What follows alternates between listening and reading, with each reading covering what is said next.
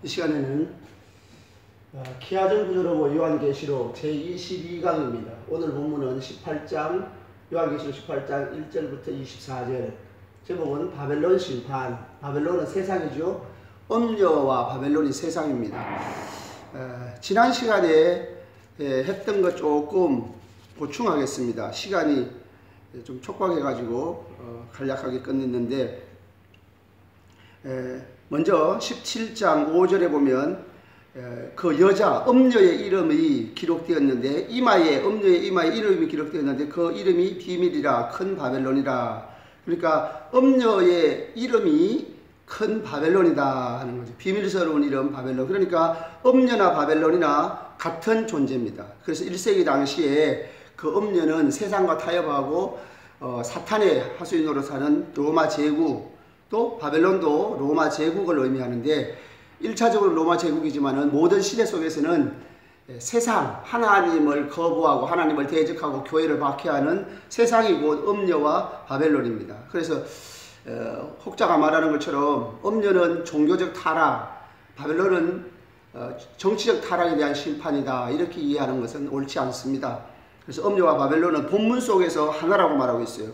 그 다음에 18절에 보면 17장 18절에 또 내가 본 그 여자는, 그 여자가 음녀지요. 땅의 왕들을 다스리는 큰 성이라 해놓고 18장 2절에 가서 보면 큰 성 바벨론이여 귀신의 처소와 각종 더러운 영이 모이는 곳이 되었다 하는 거예요. 그러니까 큰 성 바벨론, 큰 성, 큰 바벨론 다 같은 바벨론을 얘기하죠. 그러니까 음녀가 곧 바벨론이다. 같은 존재인데, 음녀라고 말했을 때는 순결한 여자와 대비되는 개념. 순결한 여자는 12장에서 교회 공동체죠.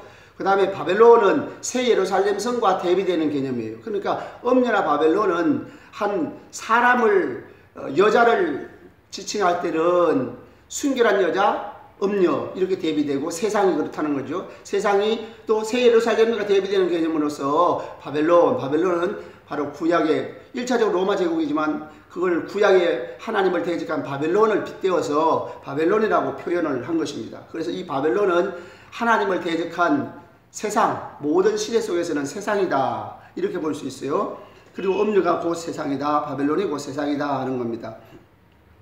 그리고 이제 14절에 어린 양과 더불어 싸우랬죠. 그러니까 마지막 적그리스도가 그때 당시에 모든 정치 세력들, 정치 지도자들과 연합해가지고 교회를 박해하는 것이 17장 14절에 어린 양과 더불어 싸우는 거예요. 이게 마지막 박해죠. 이것을 다르게 말하면 아마겟돈 전쟁. 아마겟돈 전쟁도 영적 전쟁이라고 말씀을 드렸습니다. 영적 전쟁이니까 결국 교회에 대한 박해를 얘기하는 겁니다. 교회에 대한 박해인데, 그때에 예수님은 당연히 만왕의 왕이심으로 이기는데, 여기서 중요한 것은 14절 하반절에 또 그와 함께 있는 자들, 곧 부르심을 받고 택하심을 받은 진실한 자들도 이기로다. 부르심을 받은 자들, 택하심을 받은 자들, 진실한 자들, 그들이 누구예요? 성도들이죠. 그리고 그들을 한마디로 말해서 그와 함께 있는 자들이라고 그랬어요. 함께. 이게 아주 중요한 말입니다. 함께 있다고 하는 말은 함께 있다고 하는 말이 믿음이 함께 있는 거거든요. 믿음으로 말미암아 구원을 받죠. 믿음으로 구원받는데 믿음이 함께 사는 거예요. 하나님과 예수님과 예수 그리스도와 함께 사는 것. 함께 사는 것이 믿음이고, 구원이 뭐예요? 구원도 함께 사는 것입니다. 함께 사는 것이에요. 구원이 함께 사는 것이라는 것은 21장 3절에 보면, 저번에도 얼마 전에 말씀을 드렸죠? 함께라는 세 번이 반복돼요. 새 예루살렘, 새 하늘과 새 땅, 새 예루살렘에 그 장막을 치시고 함께 사는 모형을 얘기했죠. 이 부분에 가서 다시 한번 21장에 가서 자세하게 설명하겠지만은, 함께 사는 것이 곧 구원입니다. 우리가 죄를 지으면 하나님으로부터 쫓겨나죠. 에덴 동산에서 하나님과 함께 살다가 죄를 지으니까 쫓겨났어요. 그래서 하나님이 나가 내쫓았습니다. 그래서 하나님과 함께 사는 것으로부터 내쫓기는 것이 심판이고, 다시 하나님과 함께 사는 자리로 회복됨이 구원이고, 함께 사는 것이고, 영원히 함께 살면 그게 곧 영생이죠. 그 다음에 함께 사는 것이 믿음이라고 하는 말은, 믿음이란 말, 피스티스라는 헬라어가 산스크리트의 비히드에서 나온 말이에요. 비히드란 말이 연합한다, 동요맨다 하는 두 가지 의미가 있는데, 그걸 하나로 말하면 연합해서 동요매면 하나가 되는 거죠. 일치가 되는 거죠. 결국은 함께 사는 게 믿음이에요. 그 머리로만 아는 게 믿음이 아니죠. 그래서 진실한 믿음은 예수님과 함께 사는 겁니다. 어떻게 살아요? 예수님을 영접하죠. 요한복음 1장 12절에. 그 다음에 예수님을 영접했다는 말은 성령이 오셨다는 말이죠. 그래서 로마서 8장 14절에 물론 하나님의 영으로 인도함을 받는 그들이 곧 하나님의 아들이라고 그랬죠. 그러니까 하나님의 영으로, 성령으로, 그리스도의 영으로 성령의 인도함을 받는 삶을 사는 자가 믿는 거예요. 요한계시록의 관점에서 보면 요한계시록 14장 4절에 어린 양이 어디로 인도하든지 따라가는 자, 따라가려면 항상 함께 있어야 되잖아요. 그러니까 함께 사는 게 믿음이고 함께 사는 게 구원이에요. 그러면 믿음으로 구원받는다는 말은 이 땅에서 예수님과 함께 사는 자가 영원히 함께 사는 거죠. 그런데 이걸 뒤집어서 말하면 이 땅에서 예수님과 함께 살지 못하는 사람은 예수님과 함께 영원히 못 살아요. 그 말은 예수님과 함께 사는 삶이 아니면 참된 믿음이 아니다라는 거예요. 그 머리로만 알고 교회 생활 드나들어도 종교 생활하고 또 예배당 떠나서는 자기 마음대로 살고 자기가 주인 노릇하면 그건 참된 믿음이 아니라는 뜻이에요. 그러니까 함께 사는 자들이 이긴다고 그랬잖아요. 왜냐하면 성령의 감동을 따라 인도함을 따라가면 어린 양이 어디로 인도하는지 따라가면 함께 사는 거죠. 그래서 14절 하반절에 그와 함께 있는 자들 곧 부르심을 받고 택하심을 받은 진실한 자들도 이기리로다. 예수님과 함께 사는 자가 예수님과 함께 있으니까 주님을 또 은혜를 받고 공급을 능력을 받고 힘을 얻어서 고난 가운데서 인내할 수 있고 그 모든 박해를 이기고 믿음으로 승리할 수 있다 하는 말이잖아요. 그 다음에 이제 15절 16절이 아주 좀 어려운 구절이었어요. 16절은 열불과 짐승은 음녀를 미워하여 망하게 하고 벌거벗게 하고 그의 살을 먹고 불로 아주 사르리라 그랬어요. 자, 이게 이제 짐승이라고 하면 이 짐승을 음녀가 탔습니다. 음녀가 탔어요. 짐승을 음녀가 탔는데 이 짐승이 음녀를 죽여버립니다. 이것은 미워했다고 이렇게 미워한 것은 감정을 표현하는 말이 아니에요. 여기 보니까 열불과 짐승은 음녀를 미워하여 그랬잖아요. 미워했다는 말은 무슨 뜻이냐면 짐승이 가자는 대로 음녀는 따라가는 거죠. 음녀는 짐승 위에 타가지고 짐승이 가는 대로 음녀는 가는 겁니다. 짐승이 음녀를 태워가지고 가요. 그 말은 짐승이 타락한 정치 권력이거든요. 1세기 당시에는 로마 황제 권력이라고 말할 수 있어요. 로마 황제 권력인데 여기서 모든 시대 속에는 타락한 정치 권력이고 음료는 세상입니다. 세상. 1세기 당시에는 로마 제국이죠. 그러니까 타락한 정치 권력이 가자는 대로 인도하는 대로 세상은 굴러가는 거죠. 그러니까 세상이 짐승이 음료를 미워했다는 말은 감정이 아니고 타락한 정치 권력이 인도하는 대로 가면 결과가 세상이 망하는 결과를 초래한다. 타락한 정치 권력이 세상을 인도해 나가잖아요. 정책을 펴서 인도해 나가면 처음에는 잘 먹고 잘 사는 것처럼 인도해 나가도 결국은 그 자체가 하나님을 떠나 있는 상태에서 법률과 정책을 집행하게 되면 결국은 세상은 저절로 망할 수밖에 없다. 하나님의 특별한 개입이 없어도 자멸하게 되는 것이다 하는 것입니다. 이것은 이제 조금 그 미워하여라는 말을 감정으로 이해하면 안 됩니다. 그 결과가 그런 결과를 초래했다 하는 뜻입니다. 자, 오늘 이제 본문으로 들어가겠습니다. 오늘 본문은 18장인데 18장 음녀도 그렇고 바벨론도 그렇고 세상이라고 그랬죠. 그래서 세상에 대한 심판이다. 세상 심판인데요. 바벨론이 곧 세상이니까 세상 심판. 이건 평행구조로 관찰이 됩니다. 평행구조로 관찰이 되는데 먼저 구조를 살펴보고 본문을 한번 살펴보도록 하겠습니다. A와 A-가 병행이 되죠. A와 A-가 병행이 있는데 A는 땅의 왕들이 나왔어요. 땅의 왕들. A-는 땅의 왕들이 나왔죠. 땅의 왕들의 죄악상, 그가 음행을 했다. 그리고 그들이 심판을 받아서 울고 가슴을 쳤다. 그 다음에 B와 B-가 병행이 됩니다. B에서는 땅의 상인들이 나왔습니다. 또 B-에도 땅의 상인들이 나왔죠. 이들이 사치의 세력으로 치부한 것이에요. 이들의 죄악상을 얘기하는 거죠. 죄악상을. 그러면은 여기도 심판을 받아가지고 울고 애통한다 하는 거예요. 그 다음에 C와 C-는 성도들에게 하는 말씀입니다. 성도들에게 내 백성아 거기서 나와 그의 죄에 참여하지 말라. 그러니까 세상 사람들이 살아가는 방식으로 살지 말라는 거예요. 시편 1편에도 그런 말씀이 있죠. 복 있는 사람은 악인의 길을 따르지 않고 죄인의 길에 서지 않고 오만한 자의 자리에 앉지 않는다고 그랬잖아요. 그러니까 우리는 성도들은 이 땅에 살고 있지만 세상 사람들이 살아가는 방식대로 그들이 추구하는 가치관에 따라서 살면 안 되는 거예요. 그들의 죄에 거기서 나와라는 말은 거기서 나오면 세상에서 나오면 어디로 가겠습니까? 그 마음이, 그의 삶이, 그의 행동이 그들로부터 나와야 된다. 분리된 삶을 살아야 된다는 거죠. 구별된 삶을 살아야 돼요. 그들과 함께 살지만 행동이 구별된 삶을 살아야 돼요. 그래서 거기서 나와 그의 죄에 참여하지 말라. 이렇게 권고하고 있어요. 그 다음에 이제 세상을 심판하는 모습을 보여주고는 성도들아 너희들은 절구하라 그랬어요. 하늘과 성도들과 선지자들과 모든 사도들은 절구하라. 왜 절구합니까? 세상이 교회를 박해했는데 그 박해한 그들을 심판하시기 때문에 그들을 신원하여 주신다는 말이죠. D와 D-는 이제 멸망받을 자 바벨론의 죄악상을 다시 구체적으로 쭉 나열을 하고 있고 그 다음에 멸망받을 바벨론의 비참함을 표현하고 있어요. 그들의 죄악을 말해주고 그들의 비참함을 말해주고 있습니다. 자, 한번 한 절씩 한번 살펴보도록 하겠습니다. 18장 1절입니다. 18장 1절 다른 천사가 하늘에서 내려오는 것을 보니 큰 권세를 가졌는데 그의 영광으로 땅이 환하여지더라. 천사가 내려왔는데 그의 영광으로 인하여 땅이 환하게 됐다고 그래요. 그러면 이 천사는 왜 이런 모습이었을까요? 이거는 지금 하나님을 배웁고 나오는 모습이에요.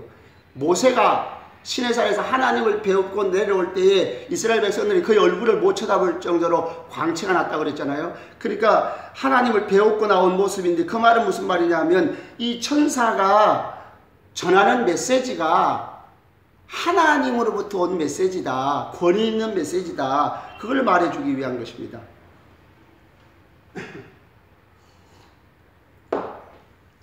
그 다음에 2절 힘찬 음성으로 외쳐 이르되 무너졌도다 무너졌도다 큰 성 바벨론이여. 사실은 이 18장이 심판에 대한 완전한 심판, 세상에 대한 완전한 심판에 대한 예고입니다. 예고예요. 심판을 예고하는 것인데 무너졌도다 라고 하는 말은 이미 무너졌다고 하는 부정과거거든요. 이렇게 표현하는 이유가 뭐냐면 하나님이 주권자이시기 때문에 예변적 부정과거죠. 하나님이 주권자이기 때문에 미래의 일은 너무 확실해요. 하나님이 계획하신 대로 그대로 되는 거죠. 하나님이 주권자이시니까. 그러니까 이미 하나님의 계획에서 이들을 심판할 것이기 때문에 무너졌도다 하고 이미 선언해버리는 것입니다. 무너졌도다 무너졌도다. 큰 성 바벨론이요. 큰 성 바벨론은 뭐라고 그랬죠? 세상을 얘기하는 겁니다. 1차적으로는 로마를 얘기하지만 모든 시대 속에서 이 의미하는 바는 로마가 아니고 온 세상 바벨론으로 별칭되는 세상이죠. 큰 성 바벨론은 귀신의 처소와 각종 더러운 영이 모이는 곳과 각종 더럽고 가증한 새들이 모이는 곳이 되었도다 그랬어요. 이것은 이제 구약에서 황폐한 도시의 모습입니다. 예루살렘이 만약에 예루살렘이 이제 성이 함락되고 또 이제 바벨론이라든지 아수르가 쳐들어오고 또 바벨론에 의해서 예루살렘이 함락되었을 때에 이제 많은 사람들이 포로로 끌려가고 하면 그 도시가 황폐화되잖아요. 이 황폐한 도시의 모습은 바벨론 성을 이렇게 표현한 것은 세상이 철저하게 심판을 받아서 사람 살 곳이 못 된다는 거예요. 근데요, 이거 한 가지 주의할 점이 있습니다. 이거 환상이거든요. 이거 아주 중요해요. 아주 중요합니다. 환상이기 때문에 하나님이 사실은 예수님 재림하시면 순식간에 재림하셔서 세상이 심판받는 거예요. 불로 심판받고 다 사라져 버립니다. 순식간에 일어나는 심판인데, 그러면 사람들이, 심판받는 자들이 얼마만큼 비참하다는 것을 느낄 수가 없잖아요. 성도들에게도 경고해 주는 말씀이 되기도 하기 때문에 이것을 심판받는 자들의 비참함을 환상 속에서 표현하는 거예요. 그러니까 이것이 시간적으로 많이 긴 시간이 요하는 것처럼 그렇게 표현된 겁니다. 그러니까 정말로 예수님이 심판하실 때 뭐 황폐한 도시의 모습과 같은 그런 모습은 아니죠. 불로 심판해가지고 일시에 심판을 해버리는 거죠. 심판을 해버리는 건데, 이런 모습들을 하나하나 말하는 것은 이제 그 심판받는 자들의 비참함, 세상이 심판을 받아서 이와 같이 비참하게 멸망당할 것이니까 성도들은 정신을 차리고 세상에 빠지지 말라. 세상 사람들이 짓는 죄를 짓지 말라. 거기서 나와서 구별된 삶을 살아야 된다. 그 메시지를 주기 위해서 이렇게 환상 속에서 길게 표현한 겁니다. 의외로 18장은 좀 간단합니다. 그래서 여기서 나오는 이런 모습들은 구약에서 이사야 13장 21절에서 22절, 예레미야 50장 39절, 스바냐 2장 14절에서 15절 이런 데 참고해서 보시면 황폐한 도시의 모습이 나옵니다. 곧 이 세상이 그와 같이 되었다는 거예요. 이 세상이 아주 가증한 새들 모이는 황폐한 귀신이 우글거리는, 사실 그렇죠? 하나님을 떠난 세상은 사탄이 장악하니까, 물론 절대적인 주권은 항상 하나님께 있어요. 하나님의 허용하신 범위 안에서 사탄이 활동을 하는데, 사탄이 장악한 세상에서는 더러운 영들, 악한 영들이 사람들의 마음을 사로잡고 있잖아요. 그러니까 귀신의 처소가 되었다. 그 다음에 3절, 그 음행의 진노의 포도주로 말미암아 만국이 무너졌으며, 음행의 진노의 포도주로 말미암아 만국이 무너졌다는 말은 바벨론을 통해서 만국이 다 음행에 가담을 해서 바벨론과 더불어 음행을 해가지고 그들도 진노의 포도주를 마실 수밖에 없다. 그 말은 1차적으로 보면은 로마 제국입니다. 로마 제국이 바벨론이고, 그 바벨론 휘하에, 로마 제국 휘하에 있는 작은 나라들, 통치권 내에 있는 작은 나라들, 또 이제 직접적으로 통치하는 총독, 분봉왕, 지방장관, 토속 세력들, 그리고 왕들이 있다 하더라도 로마 제국의 통치권 하에 있는 모든 나라들이 로마에게 그 로마의 사상을 받아들이고 그들의 정책을 받아들이고, 그래서 이 세상에 하나님 없이 지상 낙원을 이루려고 하는 그들의 삶이 하나님을 떠나서 물질이 곧 하나님인 것처럼 추구하고, 더 나아가서 교회를, 하나님 유일신 섬기는 여호와 하나님을 믿는 교회를 무시하고 박해하고 하는, 많은 순교자를 내는 그러한 일에 동참했다는 거죠. 실제적으로 각 지역에 있는 왕들이 지역에서 로마 황제의 신전을 세우고 황제를 신격화하는 이런 일에 많이 가담을 했던 것을 여기서 표현하는 말이에요. 그래서 음행의 진노의 포도주를 말하면 만국이 무너졌으며, 만국은 이제 1차적으로는 로마 제국 휘하에 있는 나라들이 다 망하게 되었다 하는 뜻이에요. 그럼 이것은 모든 시대 속에서는 바벨론이 세상이니까 온 세상에 살아가는 모든 사람들이 세상적인 풍조에 이끌려가지고 물질 문화를 꼽히면 그것이 곧 지상 낙원인 줄로 생각하고 교회를 무시하고 교회를 박해하는 그런 일에 참여했다는 겁니다. 그러니까 그들은 심판받을 수밖에 없죠.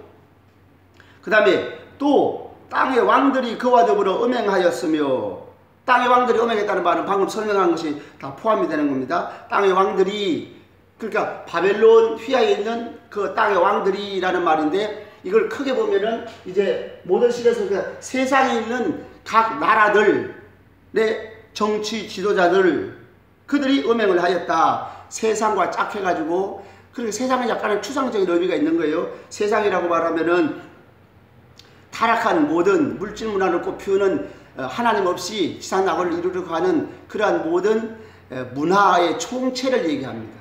그러니까 그 문화 속에서 사는 사람들이 다 포함이 되는 거죠.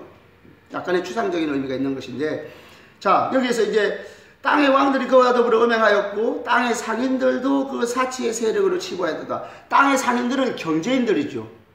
정치인들도 타락을 해가지고 사람들의 마음을 사기 위해서 그런 정책을 펴가지만 또 상인들, 경제인들은 사람들의 마음을 부추겨가지고 사치하게 만들어서 물질 문화를 꽃피워서 자기들이 치부한다는 얘기예요. 실제로 그렇잖아요. 어떤 좋은 물건들을 자꾸 만들어가지고 사람들로 하여금 사치하게 만들어서 그렇게 해가지고 또 물건을 사니까 또 경제는 또 부흥이 돼가지고 점점점 더 살기 좋은 세상을 만들면서 그게 혜택을 보는 자들이 누구예요?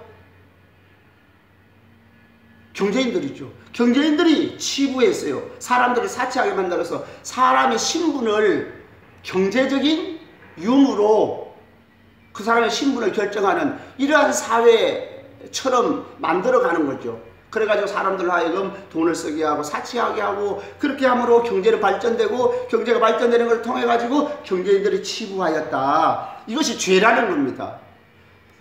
원래 사람이 하나님을 공경하고 하나님을 섬기고 예수 문화, 하나님 중심 문화, 하나님을 기쁘게 하고 하나님께 영광 돌리는 문화를 건설해야 되는데 잘못된 방향으로 이끌었기 때문에 그것이 죄다. 심판받을 수밖에 없다.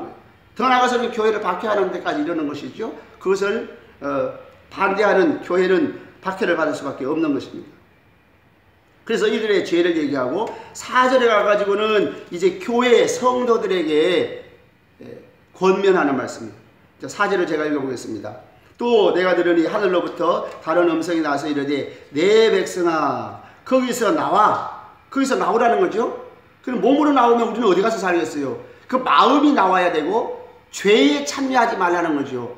행동을 구별된 행동을 해야 된다는 거죠. 거기서 나와 그의 죄에 참여하지 말고 그가 받을 재앙을 받지 말라. 그의 세상이 짓는 물질 문화가 번성하는데 동참해가지고 예수 믿어도 부자가 돼야 된다고 생각하고 예수님 말씀, 하나님 말씀은 적당하게 지키면서 오히려 부자가 돼가지고 하나님 싫어하시는 일을 해가지고 부자가 돼서 헌금 많이 하면 신앙이 좋은 것으로 절대 그게 아니죠. 물론 하나님 앞에 헌신을 해야 하지만 그러나 하나님의 뜻을 거스려가면서 그 방법이 잘못된 것을 추구하는 것 옳지 않습니다. 그래서 여기서 보니까 이제 성도들로 하여금 거기서 나오라고 그러죠. 만일 세상 사람들이 짓는 죄에 같이 참여하면 너희들도 그 재앙을 받는다 그런 말이에요. 그가 받을 재앙들을 받지 말라. 그러니까 죄에서 세상 사람들이 짓는 죄에서 나오지 않으면 너희들도 세상 사람들처럼 죄를 그 심판을 받게 될 것이다. 재앙을 받게 될 것이다. 그런 거예요. 그러니까 참된 믿음은 삶으로 나타나야 합니다. 이건 또 행위구원과 연결시키는 사람이 있는데 절대 행위구원을 얘기하는 게 아니에요. 예수님을 정말로 믿으면 믿음이 뭐라고 그랬어요? 믿음이 아까 얘기했죠? 예수님과 함께 사는 거예요. 성령의 감동대로 사는 것이 믿음입니다. 예수님과 함께 하나님과 함께 사는 게 믿음이고 그 함께 사는 자가 영원히 함께 사는데 교회의 탈이지만은 예수님과 함께 살지 않고 자기가 주인된 삶을 살아서 경제적으로 불이익을 받을 만하면 세상 사람들의 사는 방식대로 그대로 쫓아가지고 살고 그래도 자기는 예수를 믿는다 하는 말은 그걸 갖다가 신학적으로 뭐라고 말하죠? 실천적 무신론자. 말로는 믿는 것 같고 마음으로는 믿는다고 하면서도 실천적으로 행동으로는 불신자의 삶을 사는 것이 실천적 무신론자예요. 하나님 없이 사는 겁니다. 그건 참된 믿음이 아니죠. 그건 라오디게아 교인처럼 예수님을 인생 바깥에 세우는, 그래서 주님이 내가 너를 토하여 버리리라 그러잖아요. 근데 우리가 이 요한계시록을 하면은 신앙의 본질적인 문제를 계속 얘기해요. 그러니까 이때까지 지금까지 요한계시록을 잘 성도들이 읽지 않고 목사님들이 설교 잘 안 한 것은 그 인과 나팔과 대접이 재앙이라는 사상 때문에. 이는 절대 재앙이 아닙니다. 성도의 관점에서 봐야 되고 나팔과 대접은 재앙이지만은 그것은 불신자가 받는 재앙이에요. 성도들은 여기에서 고난이 있지만은 고난 속에서 믿음을 지키고 신앙의 본질적인 문제에 우리가 집중해야 된다고 하는 것이 아주 중요한 흐름이에요. 요한계시록이. 요한계시록 아주 곳곳에 나옵니다. 그러니까 설교할 때는 성도들이 신앙의 본질적인 문제로 예수님에게로 하나님에게로 나아가야 된다고 하는 것이 중간중간에 아주 핵심적인 메시지가 그렇게 꽂혀 있어요. 오늘 이 본문에도 바로 그 말씀입니다. 그래서 그가 받을 재앙을 받지 말아라. 그의 죄에 참여하면 너도 같이 재앙을 받을 수 있겠다. 그러니까 절대로 그렇게 하지 말아라. 이렇게 하는 거예요. 그러면 세상 사람들의 죄에 대해서 5절에 얘기합니다. 그의 죄는 하늘에 사무쳤으며 하나님은 그의 불의한 일을 기억하신지라. 이 세상은 심판받을 수 없을 만큼 죄가 하나님 앞에 사무치고 하나님이 기억하실 수밖에 없었다. 그래서 6절에는 그의 행위대로 갑절을 갚아주라고 말합니다.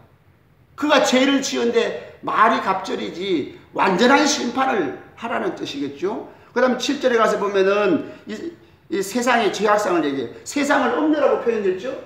그러니까 음녀가 바벨론이에요. 음녀, 바벨론. 여기 교체적으로 쓰고 있어요.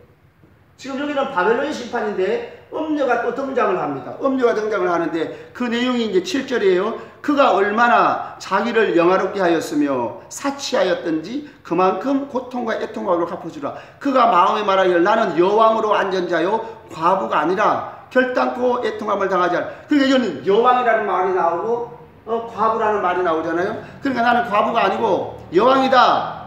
그러니까 나는 왕이니까 이 세상이 내가 최고야. 이 세상이 그만큼 교만하게 되었다는 거예요. 그래서 여기서 그 세상의 죄악상을 자기를 영화롭게 하였으며 그랬어요. 이게 교만이잖아요. 하나님께만 영광을 돌려야 하는데 자기를 영화롭게 했으니까 이게 얼마나 큰 죄입니까? 자기를 영화롭게 하면 사치하였으며, 사치하는 게 죄예요. 자, 사치가 얼마나 큰 죄인가? 예수 믿어도 교회 다니는 성도들, 교회 다니는 성도들이 뭐 직분을 가졌더라도 집사님이 됐든 권사님이 됐든 목사님이 됐든 장로님이 됐든 하여간 사치하는 건 죄입니다. 사치는 죄예요. 죄. 왜냐하면 물질은 다 모두가 뭐예요? 하나님의 소유예요. 하나님의 소유. 물질뿐 아니죠. 생명도 하나님의 소유. 생명이 하나님의 소유이기 때문에 하나님께서 주신 생명이고 또 하나님이 주시는 힘을 가지고 하나님이 주신 시간, 하나님이 시간을 주신 거예요. 우리가 만약에 60세를 살면 60년 사는 거고요. 80세를 살면 80년의 시간을 하나님께서 주신 거예요. 만약에 40세까지 산다면 40년의 시간을 하나님 우리에게 준 거예요.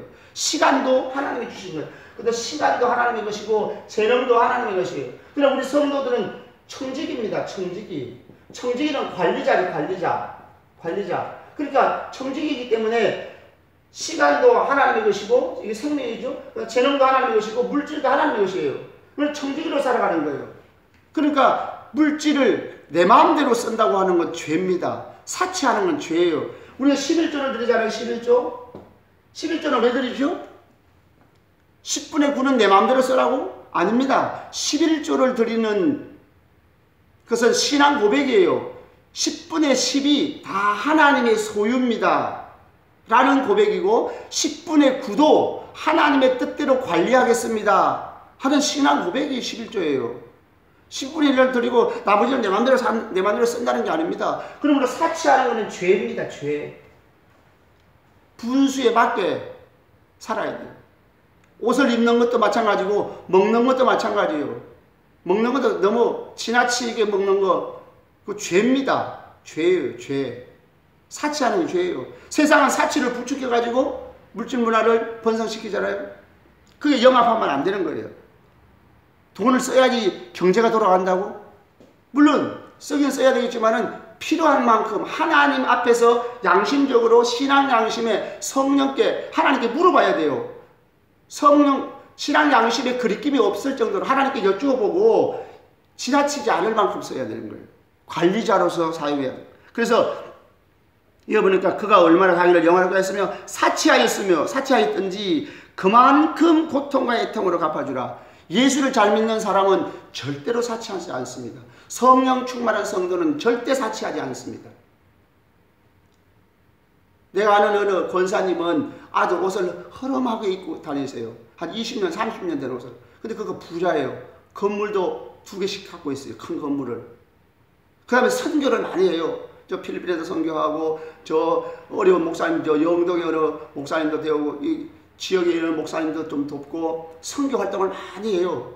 근데 자기는 옷을 그래서 한 분은 은행에 갔더니 은행에서 노숙자 취급을 하더라고. 그건 좀 너무 지나친 점이 있긴 하지만 그래도 자신을 위해서는 거의 안 씁니다. 사치하지 않아요. 그게 정상입니다. 예. 사치하는 건 죄입니다. 그건 사탄이 우리를 부추기는 거예요. 재물은 하나님의 소유입니다. 하나님의 소유. 우리 청지기로서 관리자가 자기가 주인인 것처럼 사용하면 죄가 되는 것이죠. 그리고 그가 얼마큼 고통으로 사치하였던지 그만큼 고통으로 갚아주라. 그가 마음에 말하 일어나 여왕으로 한 여자예요. 과부가 아니라 결단코 애통함을 그 교만한 거죠. 애통함을 당하지 않는다고 하나님이 심판하시는데 자기는 나는 절대 망하지 않는다 이렇게 말하는 거죠.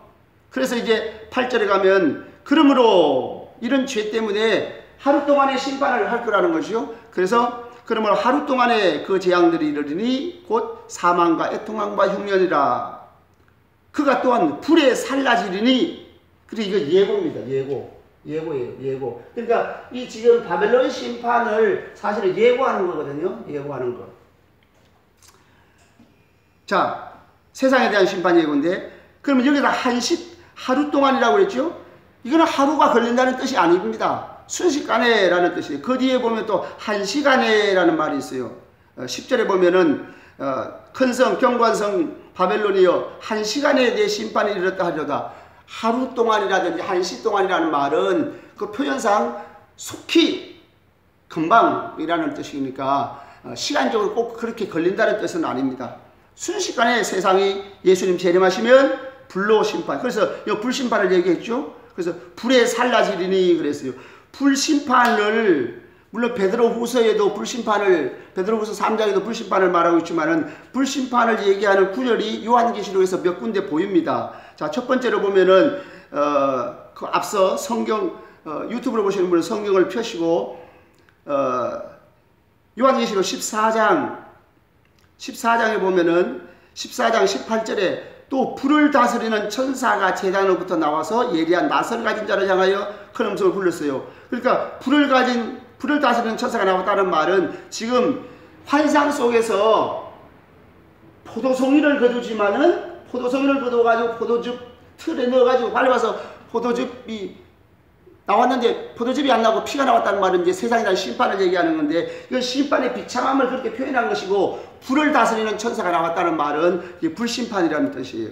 그 다음에 이제 19장에서도 나가서 보면은 19장 이건 다음 시간에 할 것이지만은 19장에서도 17절에 또 내가 보니 한 천사가 태양 안에 서서 공중에 나는 새를 향하여 말해. 그렇게 새들의 잔치에 대한 것도 태양 안에 서서 천사가 말했다는 것은 태양 불을 상징하잖아요. 그리고 불심판을 얘기하는 거예요. 그 다음에 20장에 가서도 보면 20장 9절에 하늘에서 불이 내려와 그들을 태워버리고, 그러니까 마지막 심판은 불심판이라는 것이 요한계시록 곳곳에 그 이미지들을 나타내주고 있습니다. 자, 다시 18장으로 와가지고 이제 세상이 망하는 모습을 미리 예고하고 있는데요. 어떻게 하는가 하면 9절에 땅들이 그가 불타는 연기를 보고, 그 앞서 지금 8절 보았죠. 하루 동안에 이 재앙들이 일어나니 곧 사망과 애통과 흉년이라. 여기서 이제 사망이라는 말은 질병이라는 말, 원래 원어는 다나토스입니다. 다나토스인데 다나토스가 사망으로만 쓰이는 것이 아니고 본래 의미는 사망이지만 질병이라는 의미도 있어요. 그래서 구약에서 히브리어로 떼베르라는 단어를 헬라어로 번역할 때 그 떼베르 질병, 역병, 전염병, 그것을 이제 다나토스로 번역했으니까 질병의 의미가 있다. 근데 이 문맥을 봐서는 질병이라는 말이 맞다고 그래요. 보통 일반적으로 학자들이 그렇게 얘기를 합니다. 그래서 질병과 흉년, 애통함과 흉년이라. 그러니까 마지막에는 이런 비참한 일들이 많이 일어나서 결국은 세상이 심판을 받고 마지막에는 불심판을 받게 될 것이다. 그가 불에 살라진다 그랬어요. 그 다음에 9절. 그와 함께 음행하고 사치하던 땅의 왕들이 그가 불타는 연기를 보고 울며 가슴을 치며 그랬어요. 땅의 왕들은 정치인들의 통곡이죠. 물론 여기는 이제 땅의 왕들이라고 해가지고 왕만 얘기하는 건 아닙니다. 이 땅에 있는 그 왕이 다스리는 모든 휘하에 있는 온 세상이 심판을 받았다는 뜻이죠. 그래서 1차적으로 적용을 한다면 정치인들이 세상을 풍요롭게 만들겠다고 나갔지만 하나님이 철저하게 심판을 하심으로 울고 가슴을 치며, 그래서 이거 1장에 그를 찌른 자들이 볼터이요 그 애통한다고 하는 말은 바로 이 18장에 있는 이 말씀을 연상할 수 있습니다. 그러니까 구약까지 가지 않더라도 울고 가슴을 치며 라는 말이 있어요. 그 다음에 10절에 그의 고통을 무서워하여 멀리 서서 이르되 화이떠다 화이떠다 큰 성 견고한 성 바벨론이여 한 시간에 내 심판이 이르렀다 하리로다. 세상이 그렇게 제가 처음에 말씀을 드렸잖아요. 예수님 오시면 불로 심판해 가서 한순간에 세상이 다 심판받을 것인데 이것을 길게 문자로 길게 여러 절을 말한 것은 심판받는 자들의 비참함을 하나하나 묘사를 한 거예요. 묘사를 함으로 그들이 심판받는 자들의 비참한 것을 표현한 것입니다. 이와 같은 절차가 정말로 있을 것이다는 뜻은 아니에요. 그 다음에 이제 11절에 보면 땅의 상인들이 그를 위하여 울고 통곡한다고 그랬죠. 땅의 상인들은 경제인들이죠. 경제인들의 통곡이 나옵니다.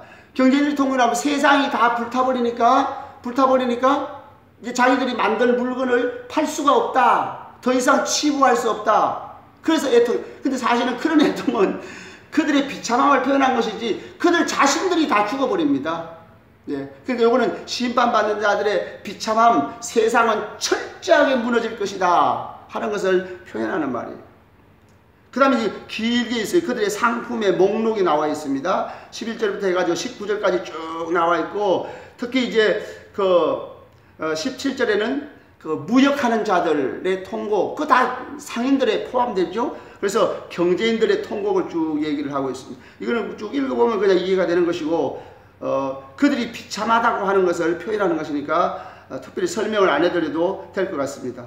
그 다음에 19절 티끌을 뿌리며 울고 애통한다.